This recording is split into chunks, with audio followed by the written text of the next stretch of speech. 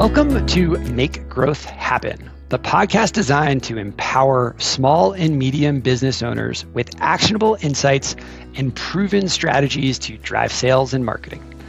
I'm your host, Garth Fasano, president and co-founder of Rainmaker, and this podcast is your go-to resource for navigating the complexities of modern sales and marketing.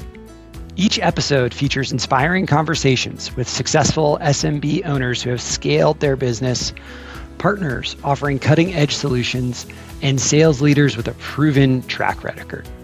Together, we will uncover innovative tactics, whether you're looking for practical tips, strategic advice, or just inspiration to take your business to the next level. Make Growth Happen is here to guide and support you on your journey in today's competitive market. Our guest today is Harper McClung. He is a game changer for dog training entrepreneurs. Harper has helped over 400 dog trainers grow and scale their businesses, some to 6 and even 7 figures. Through cutting-edge marketing strategies that include customized funnels and expert marketing campaigns, Harper transforms businesses into thriving, scalable operations. Harper's mission is clear: to help serious entrepreneurs dominate their markets and serve more happy clients and pups. So if you're an entrepreneur ready to take your dog training business to the next level, you won't want to miss this episode. First of all, welcome, Harper. Thanks for being on the show. Thank you for having me. This is awesome. I'm so excited to be here. Great. So as we start to dive in, what drew you to social media marketing, and how has this field evolved since you began? Answer as I can. So social media marketing in the first place, I'm going to tell you a very quick backstory, which is totally irrelevant to what I do now. About 10 years ago, I had just gotten out of the Army. I was going to school full time, and I was also working as a bartender at the time to get through school. And I would come home every night. My wife would wait up for me, and I would come home, and every night she would be scrolling through Instagram, and she was like obsessed with these local bloggers, right? And I would sit down beside her, and it drove me insane. Like, they would do unboxings and all this stuff, right? And just your typical Instagram blogger. And I was like, why is this reaching you? Like, why do you obsess over this so much? And it drove me crazy. So one night I jokingly made like a parody about a blogger doing like an unboxing and a get ready with me. And I set my camera up. And Garth, you don't know this story at all, so you're in for a ride as well. I haven't heard this. This is great. This is great. So I go to the bathroom and I like take out some of her makeup and I, get a whole outfit ready and I do like a get ready with me parody kind of thing.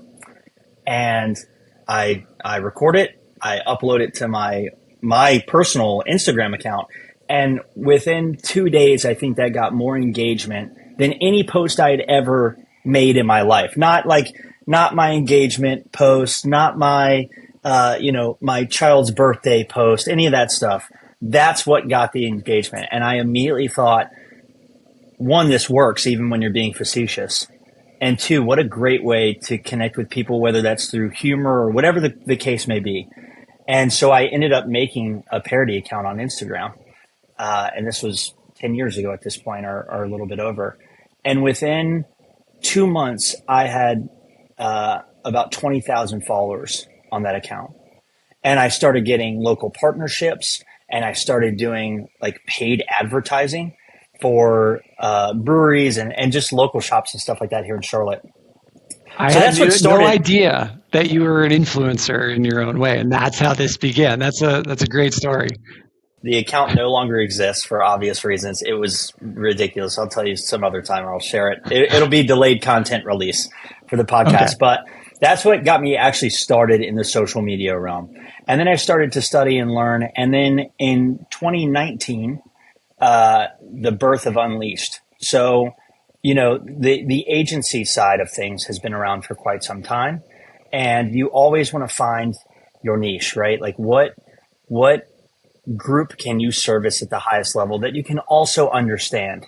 That's what I want to go into as well. Like, you really have to understand what their problems and their pain points and their bottlenecks and how you can provide the right solutions to them.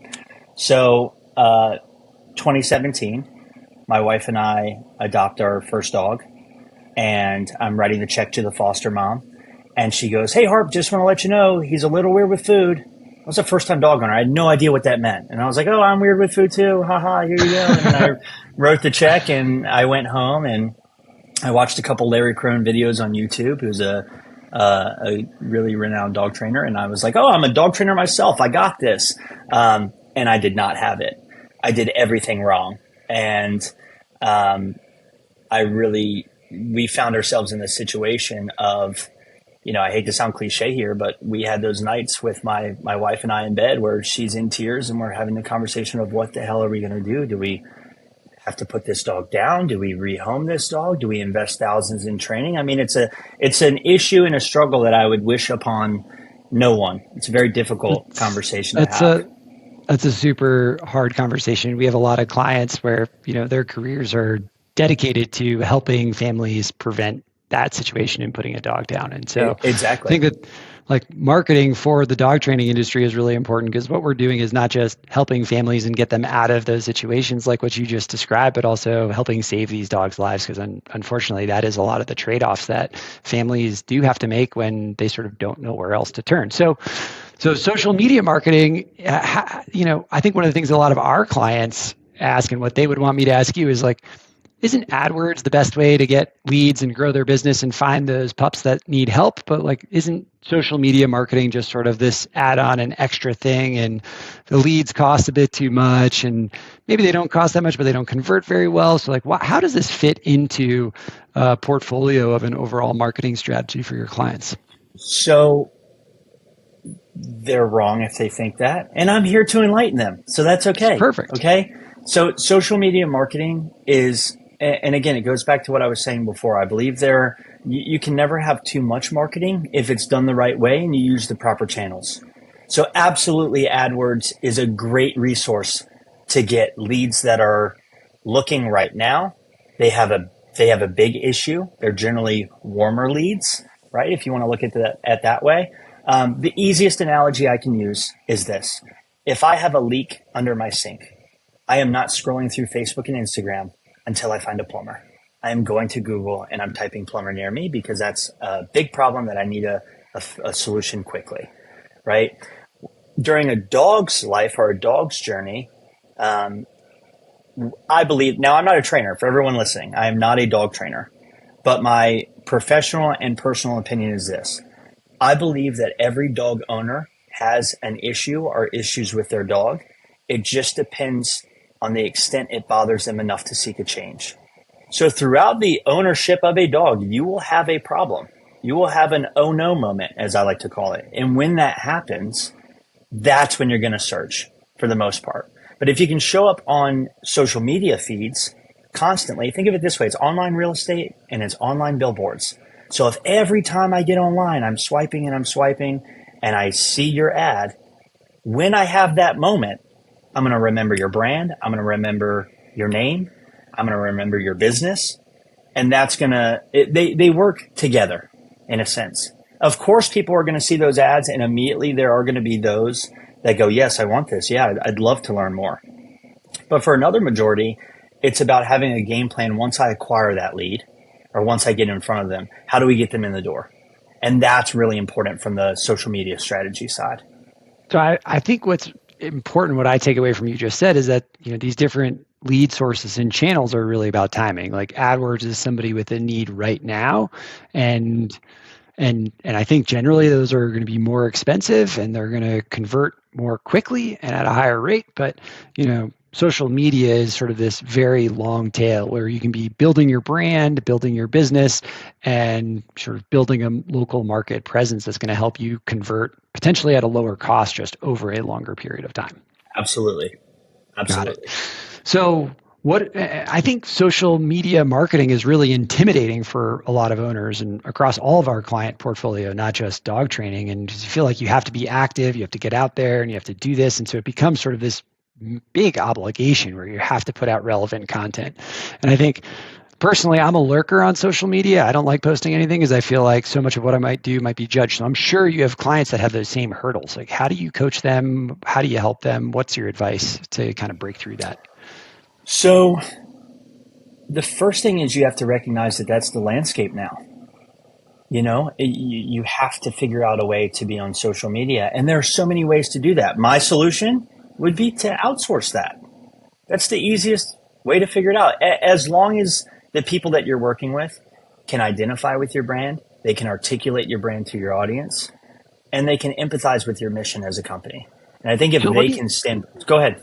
Yeah, let me ask another question. Rather, like, how do you successfully, because I believe that this is possible, but I want to understand, how do you really represent that brand? How are you making posts that, look like that local trainer? And, and while some people probably think, hey, that's not really right, that's not really who I am, or that's not me doing it. But, I think one of the things that you're probably able to do, and I'm not trying to lead you, but I'm assuming, is that like you're able to really represent these businesses and trainers in the way that they would want to be represented in their market, because you just have more experience doing this. Like I can't post for myself on social media. I don't even know how to do that. And I almost need somebody to do it for me personally, basically. So I kind of have a cheat code, and it goes into my origin story of why we're in the dog space. Okay. So as I mentioned earlier, and I'll keep this part short, but long story short, my wife and I did end up finding a trainer in Charlotte. We went with the dog trainer, changed our situation, changed our life. And that was like the aha moment of, wow, there are so many good trainers out here. Everywhere, nationwide, there are so many good trainers. It's just difficult to find them. That's the first part, getting in front. And that's the first part, is getting on social media. Now, how do we represent them? Our cheat code here at Unleashed has been, I was your ideal client at one time. I know your client's pain points, right? So there's the marketing for the actual business, but most of the time that's marketing for your audience, for your ideal client. And I can get really into this, but I'll keep it base level. We just have to have a realistic conversation about who your avatar is. Who is your ideal client? If you could work with the same type of person, every single client that works in the door, who is that? And then we can build a framework around that person, and it's going to attract other like dog owners who are like that client. And so because I've been through that experience, because I was the guy panicking, calling all the dog trainers and freaking out, and how are we going to fix this situation? Oh my gosh, I don't know what to do. Because I've been through that experience, I know how to articulate between the dog business owner who has this idea to get in front of an audience and the actual audience. Got it. If that makes sense. I think what you described about avatars, I've actually gotten to sit in on with one of my clients' onboarding processes at Unleashed. And so I have heard going through that exact process. And so when Harper says avatar, that's describing the types of clients that you like to work with, so that you can, create posts and content on social media that will attract that type of person to become a lead and a customer into your business. So I think that's a really important part of this, rather than like if you're a trainer that, doesn't work with puppies, for example, because we know that they take a lot of work. You don't want to be putting content and messaging out there into your market that would attract those types of leads. So I've actually got one more for you, Garth. Yeah, go ahead. And this is for every dog trainer listening. Okay, this is just free advice. If you own a pet obedience dog training business, and I go to your website, and you're also in like the PSA or the Schutzhund or the working dog space, which is like you're used to working with working dogs, which is going to be German Shepherds, Belgian Malinois, a few others. You can't expect the golden retriever moms of your local area to go to your website and your first picture is you with a bite sleeve on being attacked by a Belgian Malinois. It's not good messaging, right? And it's always so funny because so many trainers are like, I think my website's really great. And then we go there and I'm like, who do you think this attracts? It doesn't attract the 35-year-old female with the Labradoodle who wants to take their dog to a brewery, right? So just to add on there, but it's always so funny to me when I see that. Oh, that makes total sense. And I think that, there might be a lot of stuff that, being in the industry you think is fun and very unique and specialized and sort of highlights the skill set and capabilities that you have, but to some of your target customers that just may be the opposite of what they're looking for. So I think that's a super important point. So let's say, give the first 3 steps to a trainer out there that's trying to get started on social media. What are the first 3 things you would do, and how would you advise them to get started? That's a tough. My 3 could change. Now, are you talking about Okay. working with someone to help you do that or doing Let's it just, yourself? I think this is like maybe even make it simpler. So this is someone who is thinking about getting started in a social media strategy Okay. and putting content online. It could be themselves, it could be someone else, it could be their assistant, it could be one of their trainers, it could be a company like Unleashed. What are the first three things that they would start to think through in that process, just so that we can give people a framework of how to get this project started? Yep. So the number one thing that I would focus on if you're just starting out is making sure that all your social medias have some type of congruency. And usually that starts at the first page on your bio. Make sure that you're very clear and direct in what you offer. Obviously, have your name and your location. Kind of a key if you have multiple programs or you work with a variety of different dogs over a variety of different issues, I would focus on one or two of the main services that you offer that you want to attract. Really clear and concise there. And then the last part is I would always have a link. Have some way if people find your account to get in touch with you. And that does Got it. not mean go search other social media.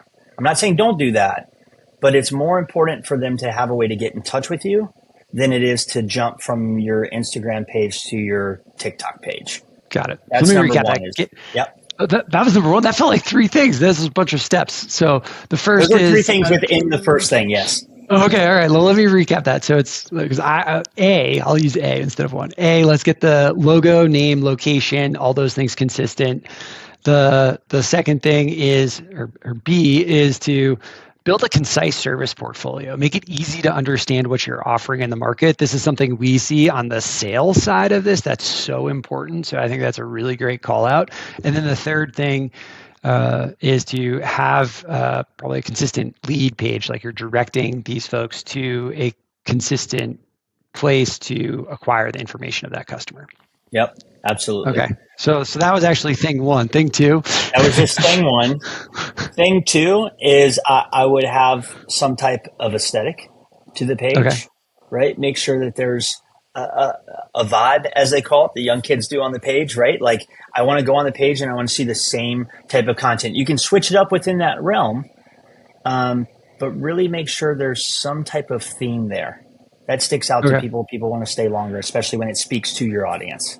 So is this something like, hey, we're the golden retriever training company, or we're the service dog training company? Just kind of like going back to your example of what you've seen on some people's web pages. It could be that, and I would take it one step further, and I would really focus, especially in the beginning, because you're really trying to do three things on social media, and this is aside from the three things you should do to have social media, but that's empathy, trust, and authority, and you have to figure out a way to convey that to complete strangers who are just finding your page, right? And one way that you can do that through content is I like to use humor.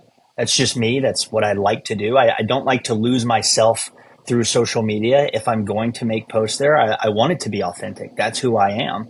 And I think that's a huge shift in the last decade, I'd say, of social media, but really letting people know that it's not always rainbows. It's not always like not everything's perfect. You're going to have to find solutions, and you do have bad days, and it allows people to empathize with you at a higher level and also gain trust.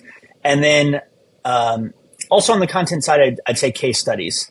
Case studies and social proof has always been important, but now it's not like you have to go to a website to find reviews and case studies anymore. I can just post that organically. And people might see the reel, or they might go, "Oh, this is interesting." So that helps. It goes a long way as well. So let me Yeah, ask a clarifying question, because we have a lot yeah. of clients that are across all of our industries that are obsessed with reviews. So when you said, hey, post a reel for organic content, and that is that like rehashing a review that you've gotten and reposting it, or is that just, or tell me more about what you meant there. So many different ways to do it. The first I would do is I wouldn't just repost a reel and kind of like put myself in the bottom right and be like, "Hey, look what Jennifer said about me." I mean, that's cool. It's one way to do it. Yeah. But again, when you go into a relationship, especially dog trainers, they're mostly community based. And if I forge enough relationships, I would have them send in a video review, or I'd do a quick Zoom call with them working their dog, and I can literally see that. And if I really have a game plan, I might do, when I go out for the initial eval, hey, just want to let you know, is it okay if I record this? I'd love to just get a feel for where we are right now. And then I can see the before and after. Boom. So this is about just collecting content the entire time. Collecting content as much as you can. If you don't use it, what have you lost? You're doing the eval anyway. You just have to press one more button. You have the content. Yeah, absolutely. I think that's another thing that actually makes my top 3 list, which is record as much as you can. Who cares if you mess up, if it's dumb, if it's silly? There are so many places you can go to edit. You can take the time to learn to do that yourself. Like so many different ways. But content, the old adage is real. Content is king. Still is true to this day. If those are the 3 things, let me try and give a recap to folks so they can get all. There's a lot of steps. This is why it is a little bit complex. But the first one was getting the pages consistent, the logo, the name, the location, the service portfolio. The second thing is getting the pages that have empathy, trust, and authority using case studies and social proof. And then the tip is just start recording content so that you have a basically backlog of things that you can post. So I think that makes a lot of sense. Kind of building on that, can you share an example of a creative or innovative campaign that either you've worked on or admired, something that you've seen and you've been like, wow, that was really cool. I want more people to do it like this. Yes, there are a lot of different examples with that. One that sticks out the most, I had a trainer one time that wanted to do, first of all, she did content the right way. So I'm going to blend this answer with our previous topic, which is like, because when people hear, oh, I got to record everything all the time, there's probably a little panic there. Like, how do I come up with ideas? How do I film that? How do I do it the right way? And she would always set certain days in the month that were purely content days. So we're talking like changes of outfits, different dogs, and she would plan that, right? So she'd have a whole calendar of, okay, here's our production day. Here's what we're going to do. And she knocks it out within 5 hours, 5 to 8 hours. Boom, one day, and she has content for the next 3 to 4 months. And you can always clip that because we're into this high quality micro content these days, right? This fast grabbing, really cool stuff. So that's one thing we've worked on and helped put that together. That was so much different than what we had done in the past. And that was really a huge tipping point for us as a company to realize what the market is actually digesting.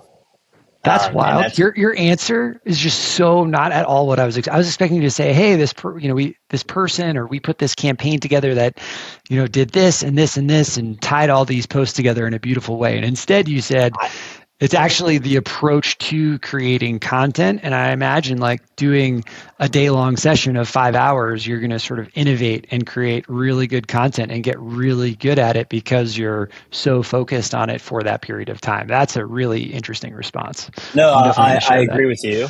And I tell you why I chose that versus just telling you about a campaign that we made. Because the rule of thumb, and I coined this a couple of years ago. I don't even remember when I first said it, but I've said it to every single person that signs up with us after this. You cannot expect champagne leads with Michelob Ultra content.